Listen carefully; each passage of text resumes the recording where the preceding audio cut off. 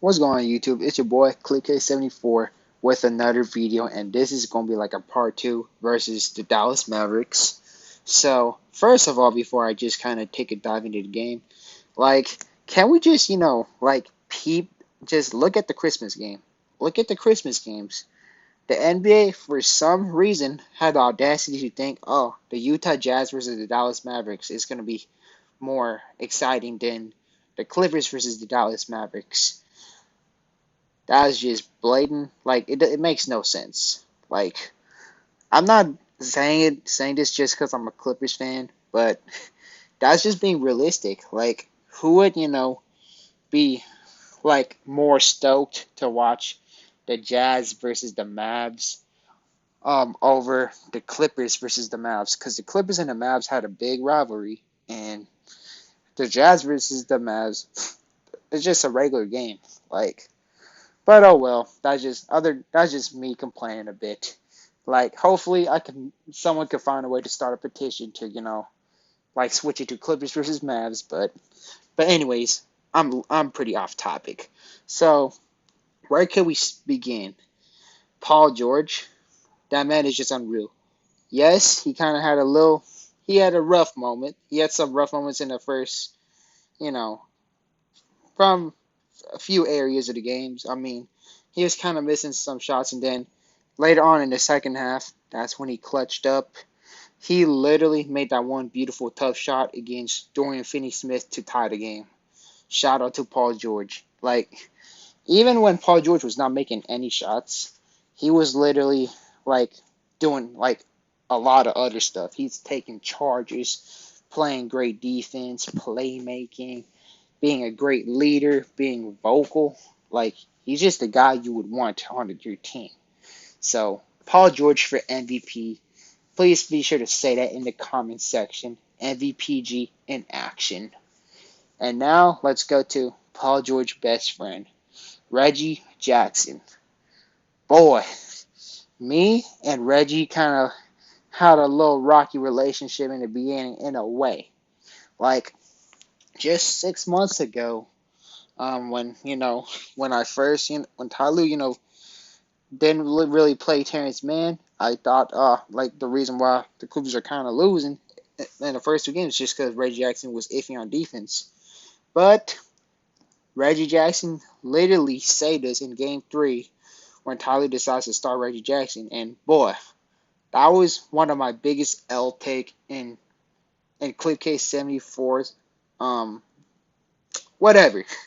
Like, that was one of my biggest L take. And ever since the playoff run, I've been I've been I decided to be a committed, loyal Reggie Jackson supporter throughout his ups and downs. And Reggie, my man, he just unlocked a different type of version of him. Like, Reggie Jackson, I'm not gonna let's be honest. He is starting to he's showing all-star caliber flashes. Let's be real. Like, he's showing the Kemba Walker flashes. He's showing the what can I? Who else that's like a all-star point guard? That's not superstar, but you get what I'm saying. He was a bucket. He was also really darn clutch, making all the shots. And boy, the overtime. I think it was overtime. Yeah, Reggie Jackson was trying to make a layup. The ball just got stuck twice. That ball was BS, bruh. Like, literally could have gave us 4 points. Would have possibly make us win the game, or at least give us another overtime. So Reggie Jackson, you're the man. So shout out to Reggie Jackson and Paul George. They're the biggest MVPs of this game. So I'm gonna just talk about some other Clippers players. Like, let's go with Zubac. Zubac, I'm not gonna lie. Like, we know how Zubac was with against the Dallas Mavericks. He was just turkey for Luka Doncic. Zubac was just straight up turkeys, mashed potatoes, mac and cheese, fried chicken, pizza for Luka Doncic. But in this game, Zubac was not looking was not looking like that. He was actually he's actually decent. Like he was actually holding it his own. Like also Zubac kind of shows a little flashes of his playmaking. Like that's not the Zubac that I would really see. It's actually his playmaking. Like I'm not gonna lie, it kind of shows, and hopefully Zubac can start playmaking a little more often. It'll be really cool. And then one thing I would like Zubac to do is what I always would want him to do is just extend the darn range, bro. Like take some like it'll be cool if he could, take improve on his 3-point shot. Like cause Zubac does not shoot threes at all. He's like a traditional big man. And then Ty Lue kind of went with Isaiah Hartenstein a little bit. And I mean that's just like some minutes. He didn't play Hartenstein too many minutes, but a brief moment. I mean, Hartenstein and Zubac, they're kind of like the same way, except Hartenstein is just faster. And Hartenstein, I mean, again, it's a small sample, but I felt like it been a bit better if Ty kind of found a way to play Hartenstein some more minutes. So, but again, Tyronn Lue coaching was pretty good tonight too, despite the losses, because he held his own. He switched up the rotations at times. Um, our ball movement was pretty good, and of and yes, I know Amir Coffey played a lot of minutes, but but now Amir Coffey, Amir Coffey, I'm not gonna lie, he's actually decent. Like he's not the worst basketball player.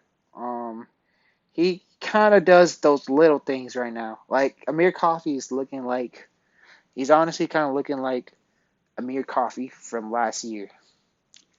Like I know. I was literally cussing out at Amir Coffey just like not even a week ago. But I mean, but should Amir Coffey play over Jay Scrum and Brandon Boston? Heck no. Heck no. But I'm not gonna really complain too much if Amir Coffey kind of starts playing more like this, like he plays more decent. So just to get his trade value ups. So then that's when we let Jay Scrub and Brandon Boston loose. But again, it is what it is, and hopefully that's the case. Another thing I want to talk about is welcome back Marcus Morris. He wasn't the worst. He was actually a lot better than his first few games that he played. But Marcus Morris did make he made that one dumb turnover, and he could have made some shots that could have helped us, potentially win the game, but it was a really close shot, so it was in and out. Like it was looking like it was gonna go in. So, and also he got like what 5, 6 rebounds. So you know, I'm not gonna be too hard on Morris. I mean, he wasn't the worst. He is actually decent. I forgot how much points he scored, but it was like I believe it was double digits. At least I hope it is. But he's not the worst, thankfully. Hopefully he could, step it up and become, you know, the guy you would want to make shots. So, and also I kind of liked how the Clippers didn't play Marcus Morris. He just, he pretty much didn't play at all. I liked it when, he kind of rested his knee fully because honestly, what I noticed is the reason why Marcus Morris was always kind of like a brick is just because his damn injuries. Like, it's simple as that. Because when Marcus Morris is just fully healed, he can actually make some shots. So who else can I talk about? And one big contributor that would have definitely the Clippers would have definitely won if Nick Batum played. He's out from like a protocol or something, and that sucks horribly because Nick Batum is just your perfect guy. He's just your perfect guy that would literally glue the team together and ultimately help us win games. Batum could score nothing, but his defense and and leadership. Well, I guess you could say leadership. Yeah, playmaking can help us win the games. But obviously, I would want Nick Batum to score. But Nick Batum always pretty much would make it a corner 3-pointer, which would help dramatically. Nothing but love for Nick Batum. Hopefully he's okay. Hopefully he doesn't have the virus, and hopefully he's perfectly fine. And then Luke Kennard. Luke Kennard kind of he had a pretty quiet night, but he had moments that that pretty much got us that brought the momentum in the game. So again, good playing. Bledsoe. I mean, Bledsoe is pretty disappointing in terms of offense, but he did show some hustle, which is I'll give Bledsoe that. And then he also kind of somewhat gave Luka a little bit trouble in the first quarter, just like in the first or second quarter, because I don't really see Luka really bullying Eric Bledsoe as easy as how he does to my boy 94 feet. But I mean, Bledsoe definitely needs a he needs to work on his offensive consistency. I'm not, if we're gonna be completely honest, but again, nobody is really to blame for the loss. It's just the Mavs had a really good night. The Clippers had a good night as well too. But you can't win every single game. Let's just say this. Like there's no but it just goes as simple as saying no one is perfect. And also I'm gonna talk a little bit about the Dallas Mavericks. Kristaps Porzingis was making shots. Like he's not the Porzingis in the playoffs. He's actually making shots. Like, and then we're gonna talk about other Mavs. I mean, Dorian Finney-Smith, he kind of looked like Klay Thompson just for like what, like the last 2 minutes in the fourth quarter. So that definitely helped the Mavericks a lot.